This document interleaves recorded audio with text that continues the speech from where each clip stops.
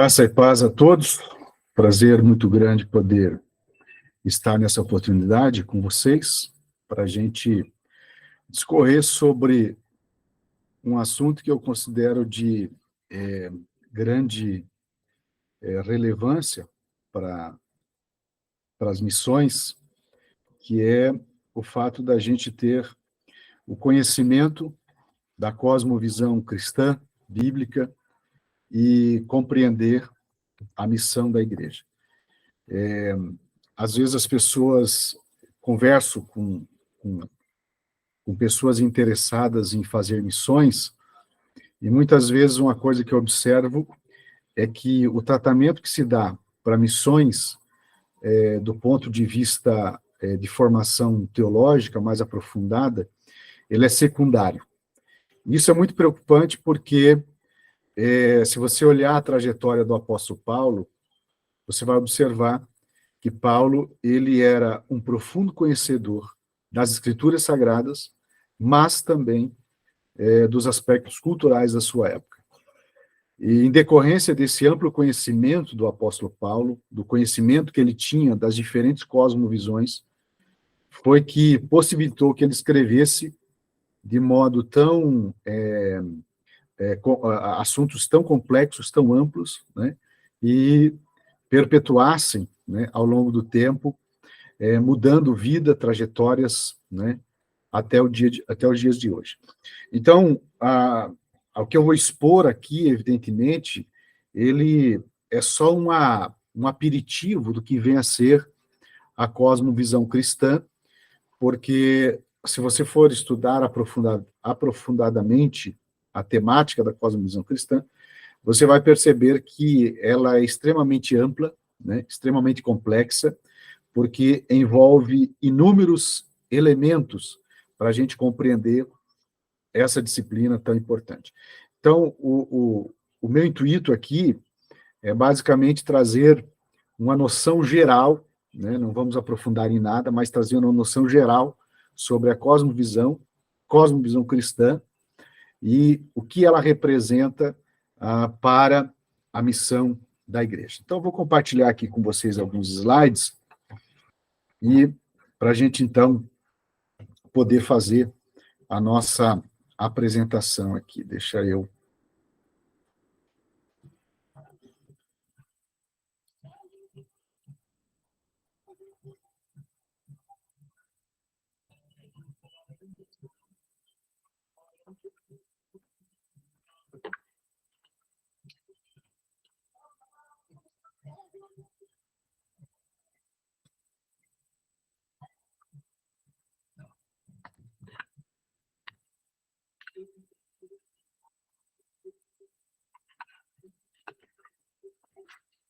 Bem, então, vamos lá. Então, meu objetivo ao apresentar essa aula, né, é apresentar o conceito de cosmovisão e compreender, então, os aspectos relacionados à cosmovisão cristã e à missão da igreja. Professor, tem como colocar a tela toda? Aqui, para mim, está aparecendo a tela toda. Não, aqui está a tela do computador e mais uns quadrados do lado. Deixa eu só ver aqui, então. Isso é só mudar o layout, Gesiel, ali dentro dos 3 pontinhos. Você vai em layout, eu acho que dá para alterar ali daí. Layout aqui.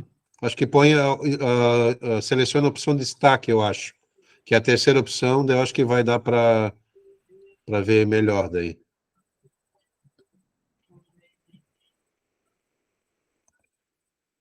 Mas aqui, layout, para mim, ele só aparece essas opções aqui. Cabeçalho de sessão. Não. Layout dentro do Google Meet ali. Na parte inferior, ali onde você tem o microfone. Tá. Você clica ali, vai lá em alterar layout, e você coloca, eu acho que na opção destaque, que eu acho que vai ficar melhor.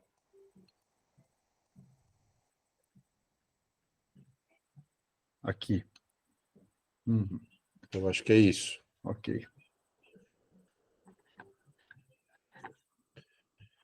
Deixa eu só ver aqui.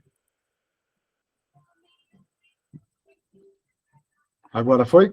Sim, agora você pode só clicar lá em iniciar a apresentação, né? Daí ele vai abrir mais um pouco ainda, a tela vai ficar maior. Sim, eu já cliquei em apresentação aqui. Beleza, então. Eu estou saindo no resfriado, então eu estou com um pouco de tosse. Eu peço perdão aí se eu tiver que dar umas tossidas no decorrer da aula. Então, a primeira coisa que a gente tem que entender quando se trata de questões de cosmovisão é nós olharmos um pouquinho para a questão da exegese, né? Da exegese bíblica e da exegese cultural. Quando nós falamos de exegese, nós estamos falando do trabalho, né, de expor e de explicar as escrituras, ideias, ideologias, enfim. Quando nós falamos de exegese bíblica, ela envolve, então, o exame que nós fizemos, né, de um texto particular das escrituras, com a finalidade de nós interpretar esse texto de modo apropriado. E a exegese, portanto, ela faz parte do processo da hermenêutica, que se trata da ciência da interpretação, que segue determinadas regras, né, científicas, no sentido de se chegar ao verdadeiro sentido do texto e o modo como esse texto pode ser aplicado. Então, nós, como cristãos, nós somos ensinados no decorrer da nossa vida, nas escolas teológicas e também nas preleções que a gente ouve no interior das igrejas, a fazer sempre uma exegese bíblica, ou seja, tentar explicar aquele texto, né, tentar expor aquele texto, examinar o texto sagrado, no sentido de nós interpretá-lo de modo apropriado. Então, isso é parte, né, da nossa cultura cristã, ou pelo menos deveria ser. Agora, quando nós falamos de uma exegese cultural, nós estamos falando do estudo que deve ser realizado no sentido de examinar a cultura, seja essa cultura que está presente no nosso dia a dia, ou até uma cultura fora, digamos, do nosso círculo mais próximo, né? Por exemplo, nós aqui do Sul temos alguns elementos culturais que parecem ou são estranhos para as pessoas do Norte, Nordeste, enfim. Isso se dá, digamos, dentro de um país. Quando a gente vai para fora do nosso país, a gente vê que há situações onde há diferenças culturais muito mais profundas, né? Então, quando nós falamos de uma exegese cultural, nós estamos falando de um trabalho no sentido de entender o que as culturas podem nos dizer acerca de um determinado povo. Então, quando nós fizemos a exegese bíblica, nós vamos para o texto, no sentido de examinar o texto bíblico e procurar, né, nesse texto, interpretá-lo de modo apropriado. Quando nós falamos de exegese cultural, nós estamos falando no mesmo sentido, de nós olharmos para as culturas, interpretá-las, examiná-las, no sentido de interpretá-las de modo apropriado. Por que que isso é importante?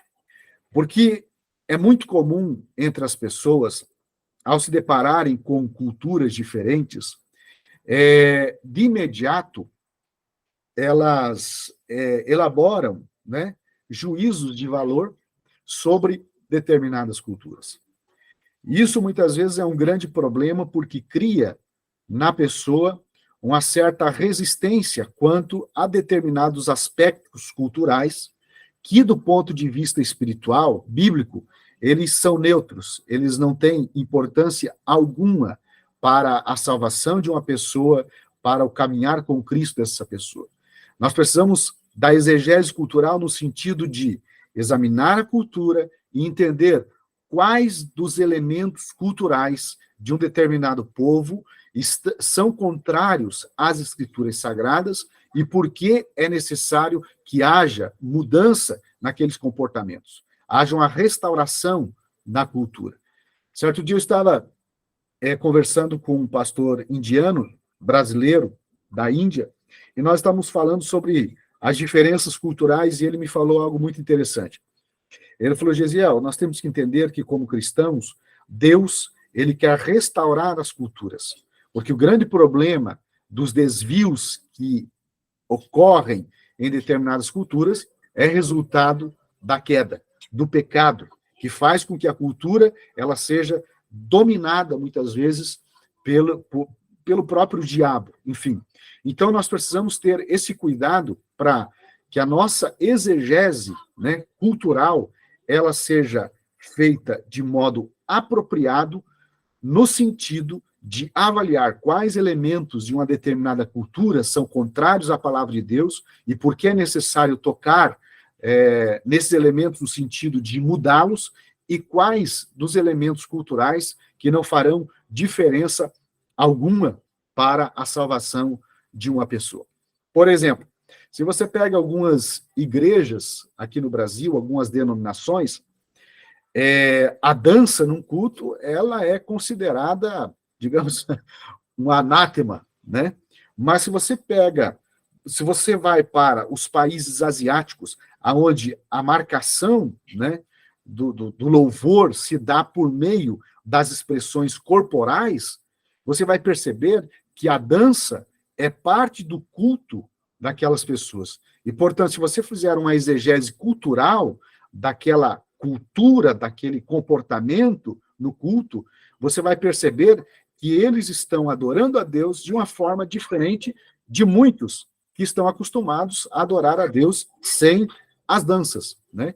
Então, esse é o primeiro ponto que nós temos que entender quando nós tratamos de cosmovisão bíblica. Nós entendermos o que é exegese bíblica, entendermos o que é exegese cultural. A exegese, ela busca uma interpretação apropriada das coisas. E aí nós temos duas questões importantes quando se trata da exegese bíblica e da exegese cultural, que a primeira é, qual a lente que eu uso para ler e interpretar as manifestações culturais? Esse é um ponto muito importante, porque a lente que eu devo usar para ler e interpretar as manifestações culturais devem ser bíblicas. O que muitas vezes nós usamos para fazer determinadas leituras são as lentes da nossa cosmovisão herdada dentro de uma determinada estrutura de culto, de uma igreja, enfim, e nós lemos e interpretamos as manifestações culturais a partir dessa lente, né, e não das escrituras. E uma outra coisa importante é em que ambiente cultural, em particular, somos chamados a tornar conhecido que Jesus é o Senhor. Então, esse é o ponto.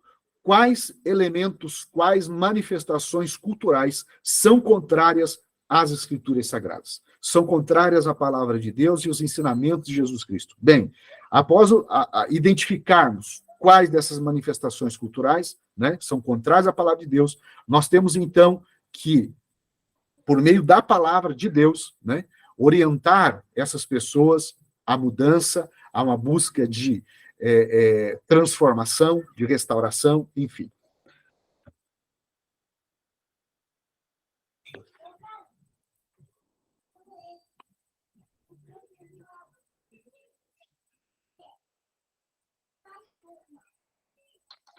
Meu Deus, por que não está mudando isso aqui agora?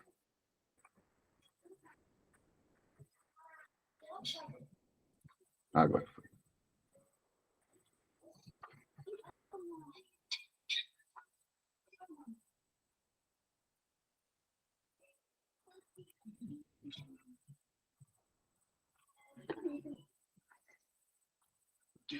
Bem, nós temos aqui dois importantes teóricos, né, para a gente entender um pouco da cosmovisão, que é um filósofo iluminista chamado Immanuel Kant. Ele foi o primeiro a utilizar a palavra, né, cosmovisão, que vem do alemão Weltanschauung, que significa visão de mundo. Ele usa essa expressão em um dos seus livros, chamado A Crítica da Faculdade do Juízo. Ele tem 3 livros, né, que são as críticas, né? A Crítica da Razão Pura, a Crítica da Razão Prática e a Crítica da Faculdade do Juízo. Observe bem, no livro A Crítica da Faculdade do Juízo, ele trabalha exatamente o ponto de nós elaborarmos juízos estéticos. Ou seja, para o Kant, ele faz a distinção entre, quando se trata de teoria do conhecimento, ele faz a distinção entre o número, que é o objeto em si, a coisa em si, e o fenômeno, que é aquilo que se apresenta diante de nós. Então, ele diz que o número é impossível de conhecer, ou seja, o objeto em si, a essência dele, nós não podemos conhecer. O que o ser humano conhece é aquilo que se apresenta diante de nós, ou seja, o fenômeno. Então, a partir dessa aparição, desse fenômeno que se apresenta diante de nós, nós elaboramos os nossos juízos, que nós dizemos, não, isso é bom, isso é ruim, isso é correto, isso é incorreto, isso é justo, isso é injusto, enfim. É a partir desse fenômeno, então, que nós elaboramos os nossos juízos. Bem, mas o juízo que nós elaboramos, ele é formado a partir de quê? Como? Como que os critérios que eu utilizo para dizer que uma coisa é boa ou é ruim, é feia ou é bonita, é justo ou injusto, quais são os critérios objetivos, não subjetivos, não os critérios particulares apenas, mas os critérios objetivos, lógicos, quais são os critérios que eu uso para elaborar os meus juízos acerca das coisas. E aí nós temos que entender que quando nós falamos de conhecimento e quando nós falamos de cosmovisão, nós estamos falando de crenças, de valores, né, de conhecimentos, de tradição, de regras e uma série de outros elementos. Então, quando nós falamos de cosmovisão, nós não podemos desprezar o fato de que ela expressa algum tipo de conhecimento que nós temos sobre as coisas. E no final da Idade Média, início do Iluminismo ali, nós tínhamos 2 filósofos importantes, um deles chamava René Descartes, que ele cunhou uma expressão muito repetida, cogito ergo sum, que ele diz penso, logo existo, e ele fundou uma teoria chamada racionalismo, que ele diz que a fonte do conhecimento é a razão.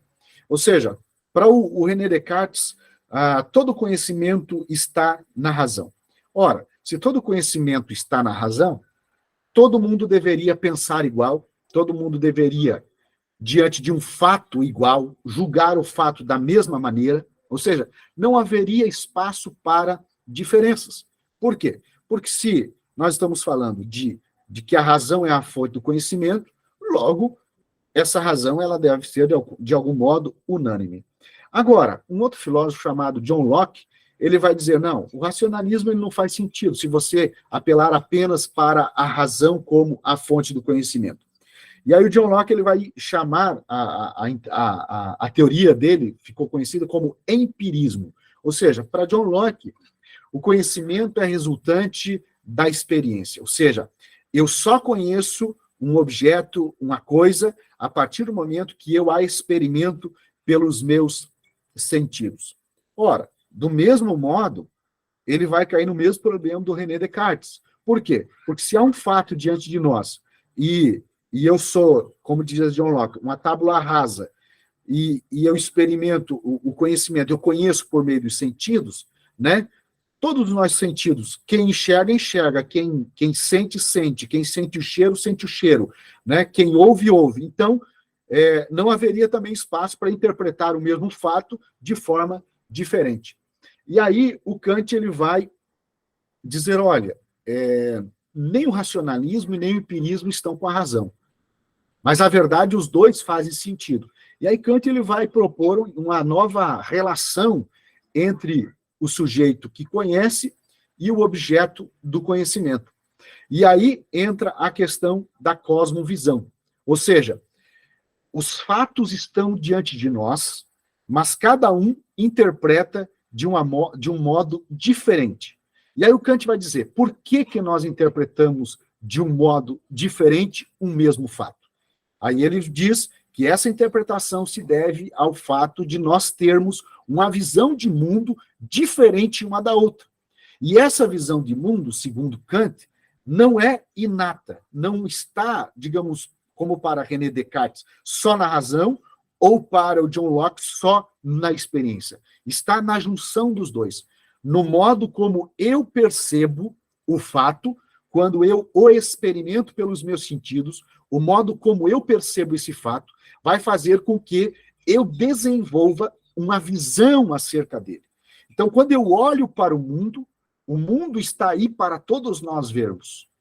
O mundo, os fatos se apresentam de igual modo para nós. Se todos nós, por exemplo, nesse mesmo horário, ligarmos talvez o Jornal Nacional, estarão sendo apresentados fatos, muito embora em algumas situações muito tendenciosas, mas estão ali os fatos. Agora, cada um de nós vai interpretar, vai reagir a esses fatos de modo diferente. Por quê?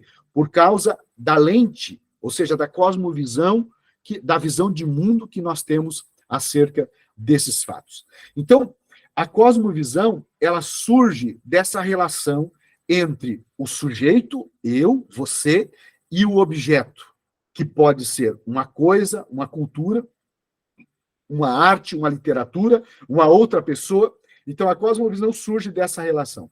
Então, o modo como o sujeito enxerga o objeto, né?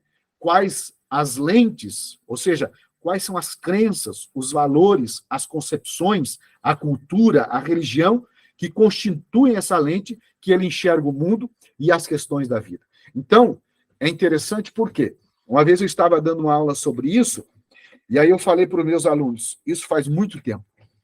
Eu disse, como é que vocês acham que uma pessoa de um bairro de classe média alta nos Estados Unidos lê o Salmo 23, uma pessoa lá na África, em meio à guerra civil, tendo dificuldades de acesso ao alimento, vai ler o mesmo Salmo 23.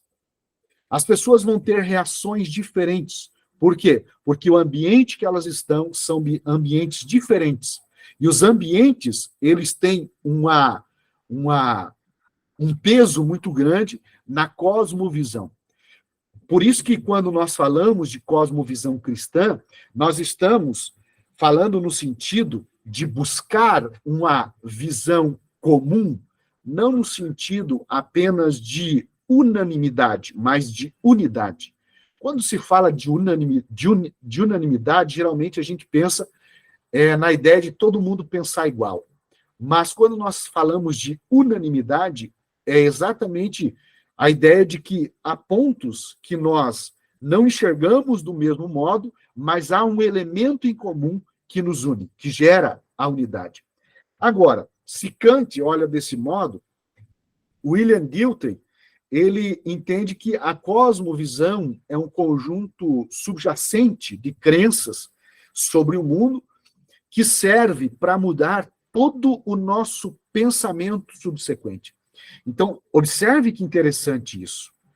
Quando eu olho para o mundo, né, eu já vou para este mundo com as minhas pressuposições. Quando eu olho para uma cultura, eu olho para essa cultura já com as minhas pressuposições, com as minhas crenças, com os meus valores sobre o mundo. E isso serve para moldar o modo como eu penso as determinadas culturas. Por isso que é muito importante nós termos um aprendizado missional para a gente não elaborar juízo de valores com antecipação, incorrendo em juízos injustos acerca das diferenças culturais entre um povo e outro. E aí o Dilthey ele vai dizer uma coisa bastante interessante, que ele diz assim, ó, cosmovisões não são produtos do pensamento, não têm origem somente no desejo do saber. A compreensão da realidade é um fator importante na sua formação, mas apenas um deles. Cosmovisões surgem de nossa atitude diante da vida, de nosso conhecimento da vida e de toda a nossa estrutura mental. Então, observe 3 coisas importantes aqui. Primeiro, a cosmovisão, ela surge diante da nossa atitude diante da vida, ou seja, como eu reajo diante das circunstâncias, dos fatos, daquilo que acontece à minha volta. Isso vai fazendo com que a minha cosmovisão seja moldada. A cosmovisão, ela surge também do nosso conhecimento da vida, o que eu sei sobre a vida, e aí é um ponto muito interessante, quanto mais nós lemos, mais nós buscamos, nós vamos ter um conhecimento mais profundo da vida e podemos desenvolver uma cosmovisão mais afinada com as escrituras. E as cosmovisões, elas também surgem de toda a nossa estrutura mental. Quando nós falamos de estrutura mental, nós estamos falando de um ponto muito importante, porque todos nós possuímos uma forma única de pensar. Nenhuma pessoa é igual a outra. E, portanto, a cosmovisão, ela tem um aspecto coletivo também, mas ela possui um aspecto individual, subjetivo, porque cada um de nós vai ter uma maneira de enxergar o mundo e de enxergar a vida, porque nós possuímos uma estrutura mental diferenciada. Agora, um dos grandes escritores no campo da cosmovisão é James Sire, que ele define a cosmovisão da seguinte maneira. Para ele, uma cosmovisão é um comprometimento, uma orientação fundamental do coração, que pode ser expressa como uma história ou um conjunto de preposições, hipóteses, que podem ser total ou parcialmente verdadeiras ou totalmente falsas. Então, observe bem. Nós falamos que existe o aspecto coletivo da cosmovisão, né? O aspecto macro, mas existe o aspecto subjetivo, particular, individual da cosmovisão. Mas, independente de haver uma cosmovisão coletiva ou particular, o que nós temos que entender é que a cosmovisão, ela se caracteriza por ser um comprometimento, uma orientação fundamental do coração, que pode ser expressa como uma história ou um conjunto de preposições. Hipóteses, e aí entra um detalhe interessante, que podem ser total ou parcialmente verdadeiras ou totalmente falsas. Então, cosmovisões, elas podem ser verdadeiras e elas podem ser falsas. Esse é o entendimento do James Sire. Agora, existe, por exemplo, na filosofia, 2 correntes de pensamento, uma chamada relativismo, ou melhor, 3 correntes de pensamento interessantes aqui. Uma se chama, a outra expectivismo e a outra o emotivismo. De acordo com essas 3 linhas de pensamento, não há, digamos, verdade ou mentira. Isso vai depender de onde, por exemplo, um relativista ele vai dizer, não, determinado fato é relativo, né? Depende do ponto de vista de cada um, perspectiva, ou seja, depende também das emoções de cada um. Então, para os defensores dessas teorias, não existem cosmovisões verdadeiras ou falsas, mas existem diferentes cosmovisões. No entanto, o James Sire chama atenção para o fato de haver cosmovisões verdadeiras, né? Ou parcialmente verdadeiras, ou totalmente falsas, que detemos, né? Consciente ou subconscientemente, consistente ou inconsistentemente, sobre a constituição básica da realidade e que fornece o alicerce sobre o qual vivemos, movemos e possuímos o nosso ser. O Roland Nash, ele define a cosmovisão do seguinte modo: uma cosmovisão é, portanto, um esquema conceitual que contém nossas crenças fundamentais acerca de Deus, da metafísica, da epistemologia, da ética e da antropologia, sendo o meio pelo qual interpretamos a realidade.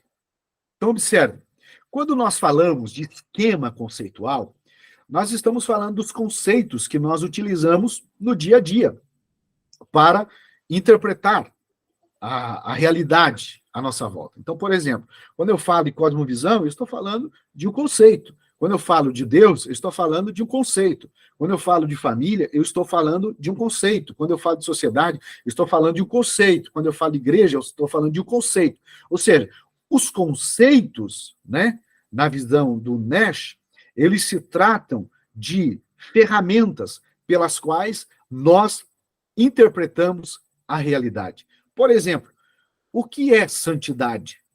É um conceito, a santidade é um conceito. Mas o que é a santidade na prática?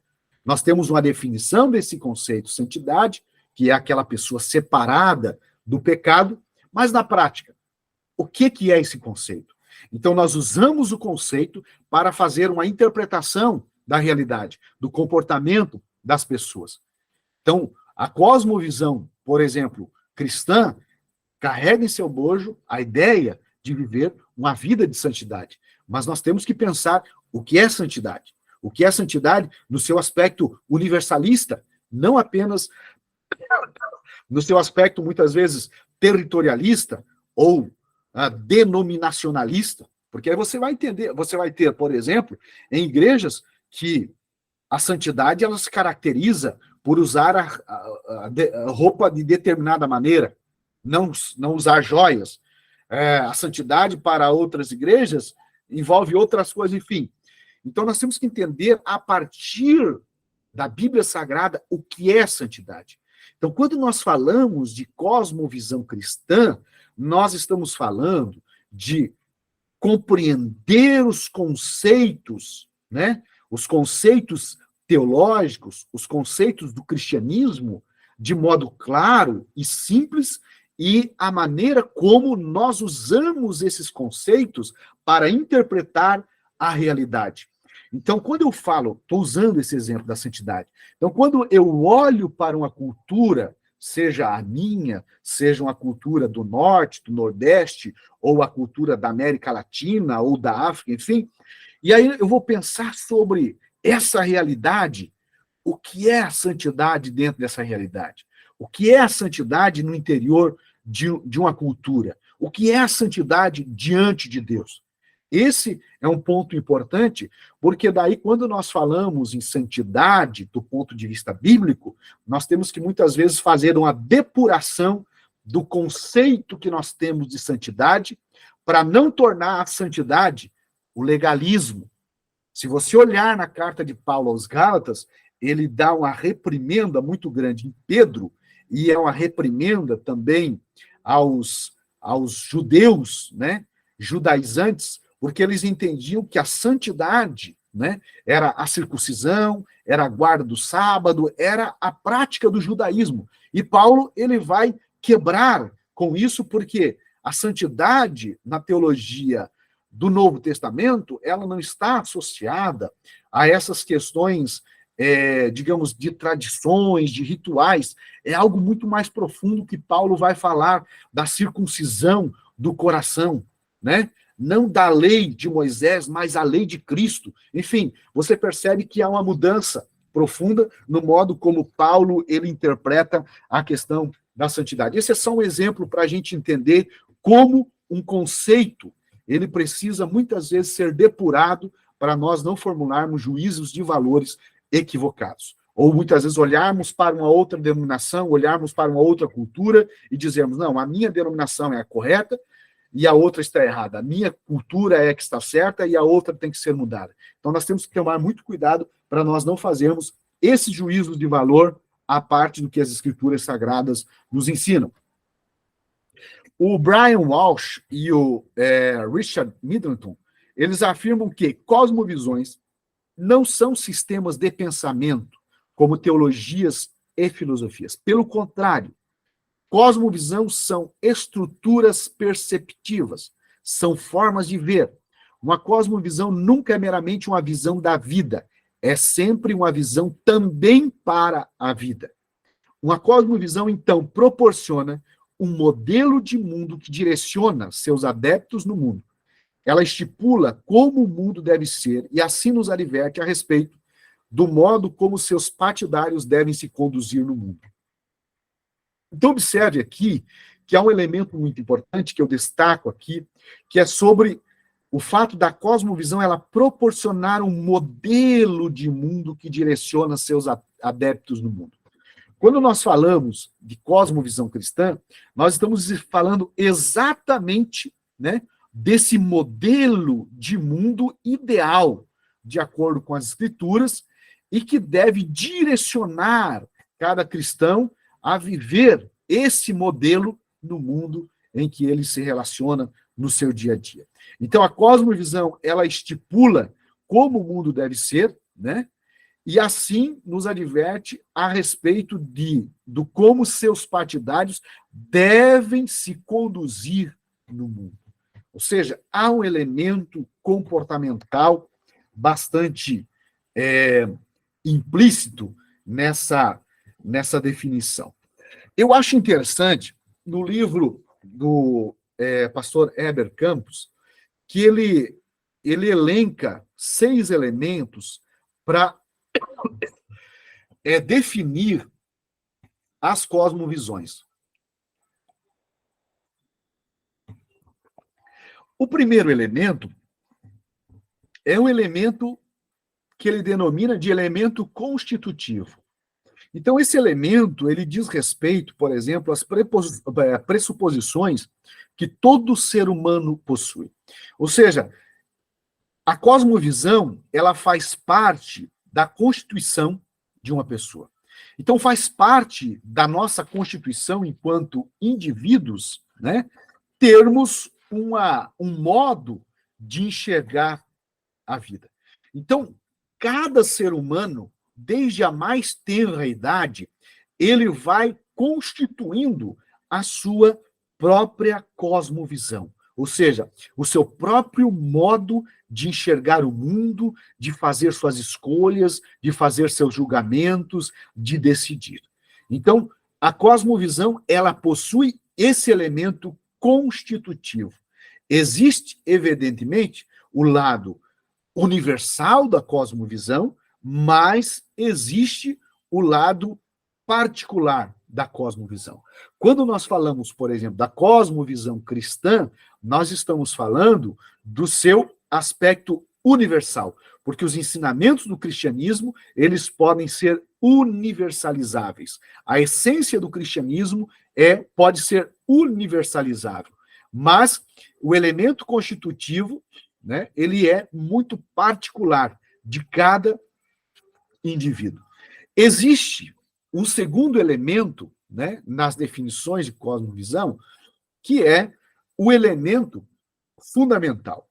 Então, esse elemento, o próprio Sayre, por exemplo, ele vai dizer que se trata de um comprometimento, uma orientação do coração.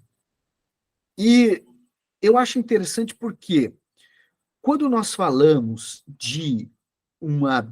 que a cosmovisão ela possui um elemento fundamental, nós estamos falando de que a cosmovisão ela tem uma influência muito grande no processo de moldar, né? Ou melhor, ela molda o processo como nós desenvolvemos o nosso conhecimento.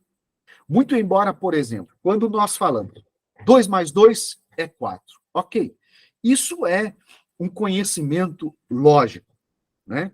Agora, quando nós falamos Jesus Cristo é o Salvador, nós estamos falando de uma proposição na qual, por exemplo, um budista ele vai discordar, certo? Então, quando nós falamos de elemento fundamental, nós estamos dizendo que ele é semelhante a um iceberg, né? Que ele se trata, por exemplo, de uma fração de conhecimento, né, que de fato ele está explícito, né, e ele é sistematizado, mas existe um conhecimento, por exemplo, que está muito abaixo da superfície, que ele é responsável por moldar o modo como nós nos expressamos. Por isso que o Dilthey, ele vai falar da estrutura mental, que é esse elemento fundamental que está abaixo da superfície, que está, de algum modo, associado até ao nosso inconsciente, devido à sua profundidade. O outro elemento da cosmovisão é que a cosmovisão, e aí quando eu falo da cosmovisão como um elemento fundamental, é interessante ressaltar que quando nós falamos de cosmovisão, nós não estamos falando apenas de uma questão do intelecto.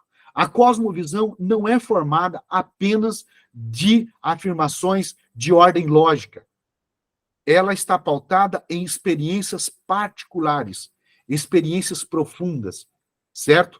Então, quando nós falamos que Jesus Cristo é o Salvador, ele traz paz ao coração, enfim, nós estamos falando de experiências particulares de pessoas que viveram isso e que a outra pessoa não pode, muitas vezes, crer, ou melhor, não pode muitas vezes compreender se ela não vivenciar, certo? Então, esse é o aspecto, é o elemento fundamental da cosmovisão. Agora, existe um elemento que a gente chama de elemento pré-científico. Quando nós falamos de elemento pré-científico, nós estamos falando que a cosmovisão, ela antecede o pensamento científico. Existe entre os cientistas uma certa arrogância em afirmar a neutralidade científica. Nós escutamos muito durante a pandemia, isso é ciência, isso não é ideologia, isso é ciência, isso não é crença. Mas a própria ciência, ela deriva de elementos pré-científicos, que estão relacionadas aos nossos valores, às nossas crenças, à forma como nós enxergamos o mundo, à forma como nós enxergamos a vida. Por isso que a neutralidade científica, ela é um mito. O próprio Karl Popper, um grande estudioso da teoria do conhecimento, ele vai dizer, existe uma falácia, que é a falácia da neutralidade científica, porque todo conhecimento científico, ele carrega em si algum elemento de algumas crenças, alguns valores, né? Sejam particulares, sejam de uma sociedade, mas eles carregam. Então, a cosmovisão, ela possui esse elemento pré-científico, ou seja, antecede a própria ciência ou o desenvolvimento científico. Existe o quarto elemento, né, das definições da cosmovisão, que é o elemento interpretativo. Então, quando nós falamos de elemento interpretativo, nós estamos falando que a cosmovisão, e observe bem o que eu vou falar, a cosmovisão, ela funciona, e o Heber Campos fala exatamente isso, como uma lente hermenêutica, ou seja, um instrumento interpretativo da realidade.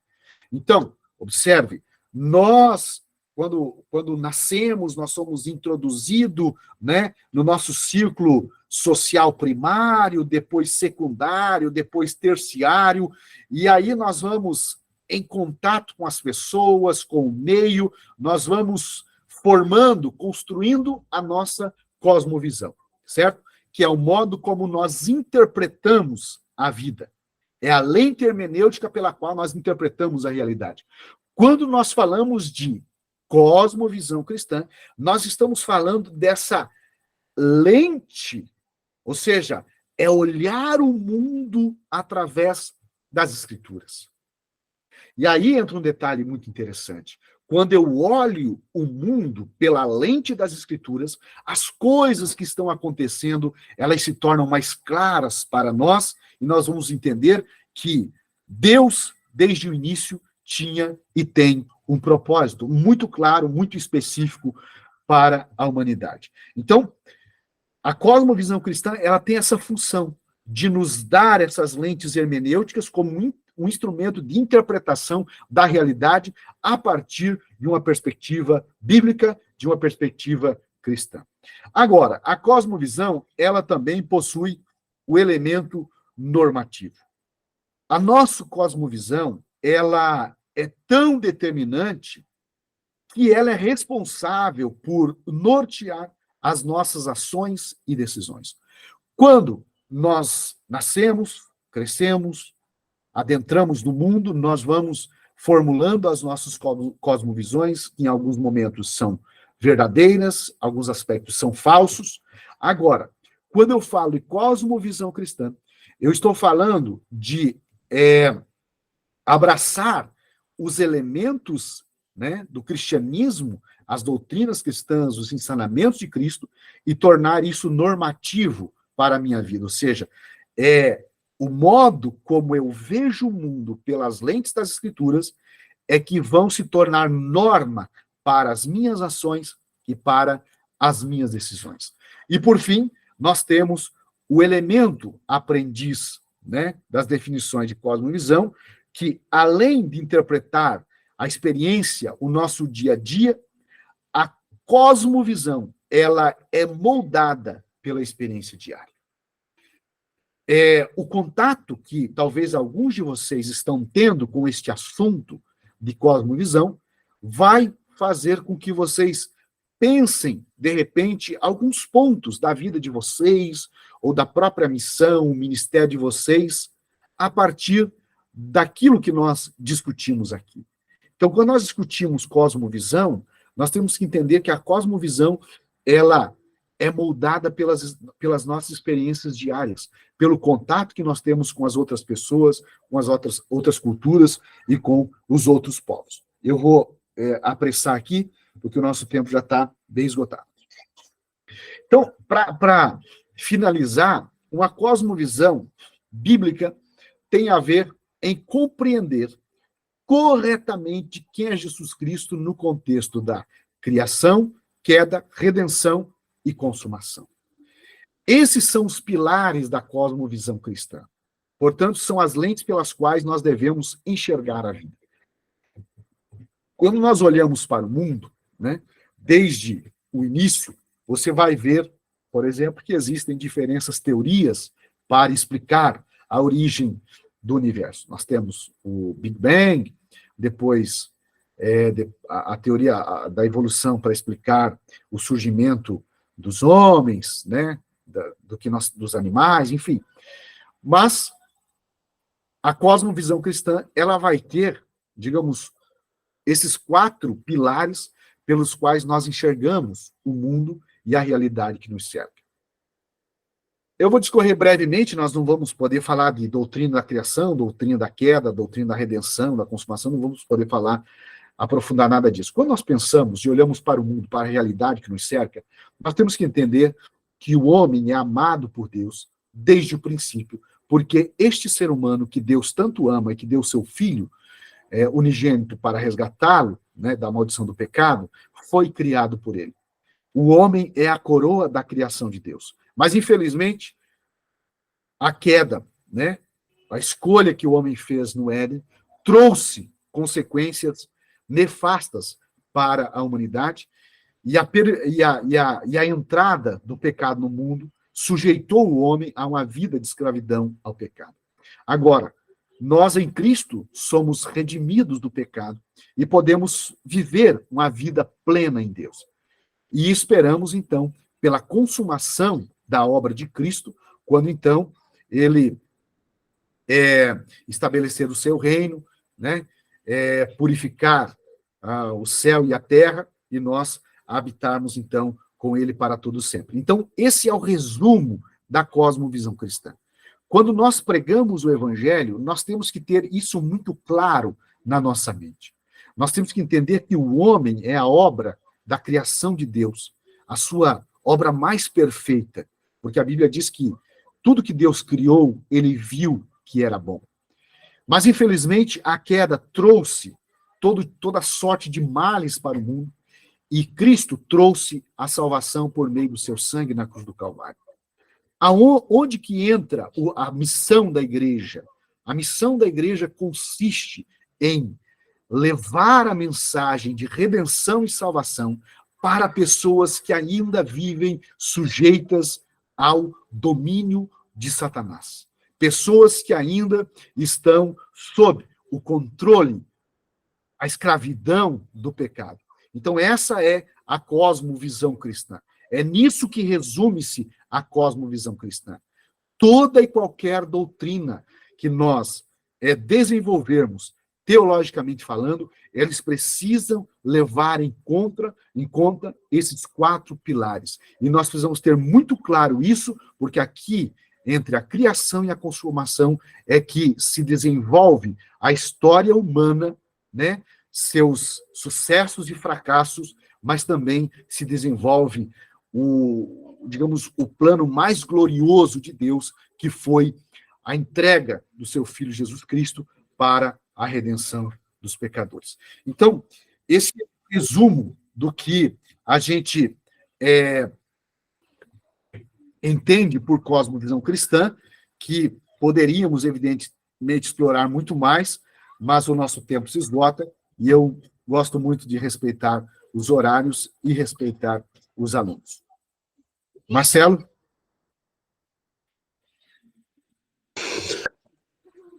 Amém, Gesiel. Muito obrigado por essa importante introdução sobre o tema da cosmovisão e as missões. O Gesiel vai tratar disso de forma mais aprofundada na disciplina que ele vai passar para nós, né? Ele vai lecionar essa disciplina.